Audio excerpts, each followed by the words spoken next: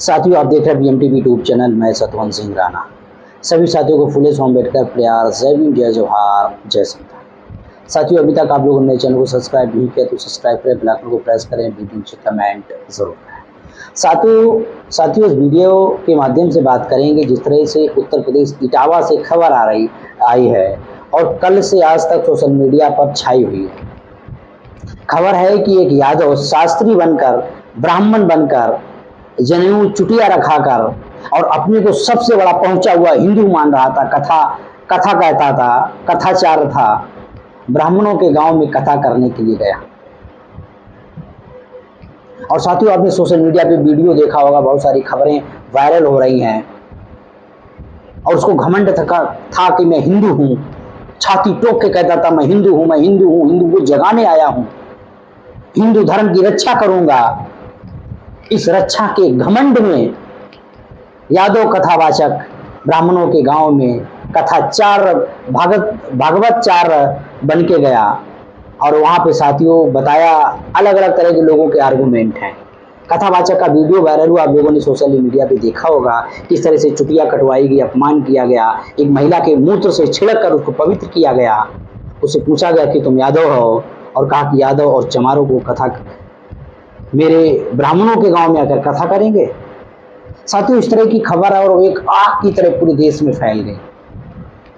लोगों के social media पर अलग अलग से ओपिनियन है, उसके बारे में बात करेंगे। खबर क्या है, आगे इसके बारे में बातचीत करेंगे। साथियों को सोशल मीडिया के जो पेपर हैं, छापी गई है, मैं साथियों आपको वीडियो नहीं दिखा सकता हूं क्योंकि वीडियो आप लोगों ने सोशल मीडिया पे देख लिया होगा और हमारे सतवंत सिंह राणा फेसबुक पेज है, वहां पर जाकर आप उसको फॉलो कर सकते हैं और वहाँ वो वीडियो, पूरा घटना का वीडियो आप देख सकते हैं। साथियों ये कुछ पेपर की कटिंग है, सोशल साइट की है। साथियों हमारे स्क्रीन पर देख सकते हैं, ये एक खबर है कि इटावा में यादव निकला भागवताचार्य, तो सिर मुड़वाया, पैरों पर नाक रगड़वाई। आगे की घटना है, इटावा में यादव कथावाचक को ब्राह्मणों ने पीटा, चोटी काटी, सिर मड़वाया, हारमोनियम तोड़ी, महिला को पैर के नाक रगड़वाई।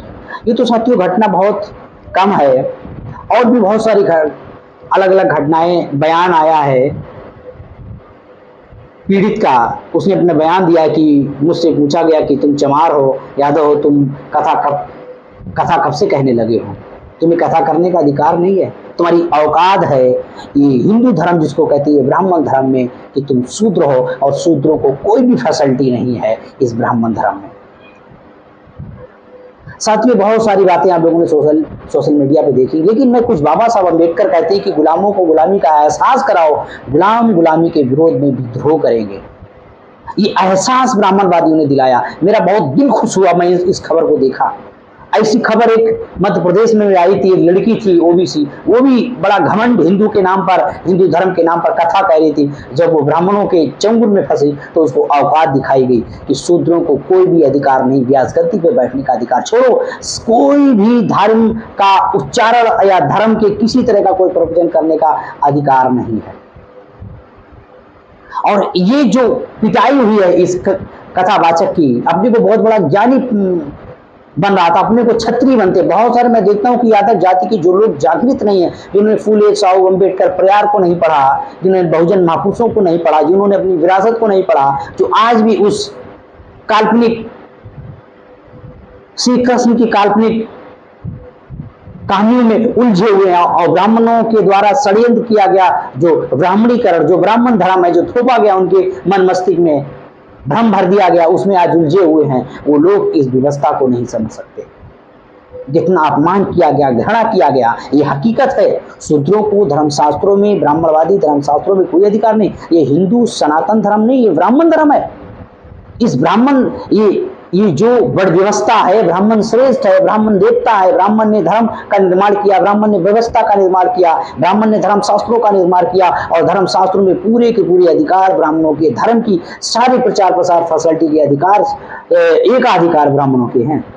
मैं नहीं कह रहा हूं, डॉक्टर बाबा साहब अम्बेडकर का लिटरेचर है। अगर ओबीसी समाज के लोग अपने को बहुत बड़ा घमंड है तो बाबा साहब अम्बेडकर की किताब है शूद्रों की खोज, ये शूद्रों की नाम की खोज की किताब अगर ये पढ़ लेंगे तो उनकी आंखें खुल जाएंगी। एक प्रयार रामा स्वामी ने किताब लिखी है उत्तर प्रदेश के ललई सिंह यादव ने उसको साथियों हिंदी में रूपांतर किया है सच्ची रामायण। अगर ये रामायण या सच्ची पढ़ लेंगे तो उनके साथियों जो दिल दिमाग में जो धर्म का कंसेप्ट भर दिया गया, जो फर्जी काल्पनिक कहानियां भर दी गई, भ्रम, भक्ति, पाखंड, अंधविश्वास, भय पैदा कर दिया धर्म के नाम पर। आज भी उनको लगता है कि हिंदू धर्म हमारा है, ये हिंदू धर्म नहीं, ब्राह्मण धर्म। बाबा साहब अम्बेडकर ने किताब लिखी है ये रेवोल्यूशन एनकाउंटर नाम की। इस किताब में बाबा साहब अम्बेडकर ने बहुत जगह पर इस चीज के बारे में सिद्ध किया। ये जो धर्म हिंदू है, हिंदू धर्म की रीडर नाम की किताब है। बाबा साहब अम्बेडकर ये सिद्ध कर रहे हैं कि हिंदू नाम का कोई धर्म नहीं है। मैं नहीं कह रहा हूं, ज्योतिबा फूले की किताब मेरे पास आती है, गुलामगिरी है।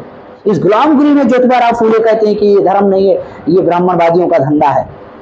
ये ब्राह्मणवादियों ने अपने धंधा बिजनेस के लिए, अपना वर्चस्व स्थापित करने के लिए, व्यवस्था को परमानेंट, यहाँ के बहुजनों को गुलाम बनाए रखने के लिए, या SC/OBC को परमानेंट गुलाम बनाए रखने के लिए इस व्यवस्था का निर्माण किया है। बहुत सारी किताबें महापुरुषों की, बहुत सारा लिटरेचर है, हमारे लोग पढ़ते नहीं। हमारे लोग तो ब्राह्मणवादियों की जो काल्पनिक कहानियां हैं उनको ही इमोशनल तौर पर जो दिखाई जाती है कथा भागवत के माध्यम से, उन्हीं में उलझे रहते। इन यादव जी को जिनके अपमान किया गया, चोटी काटी गई और महिला को मूत्र से पवित्र किया गया और इनको औकात दिखाई दी कि तुम्हारी औकात शुद्ध है, तुम क्षत्रिय बत्री नहीं, तुम शुद्ध हो। अखिलेश यादव के साथ में बहुत बार भेदभाव हुआ, लेकिन इनको समझ नहीं आता।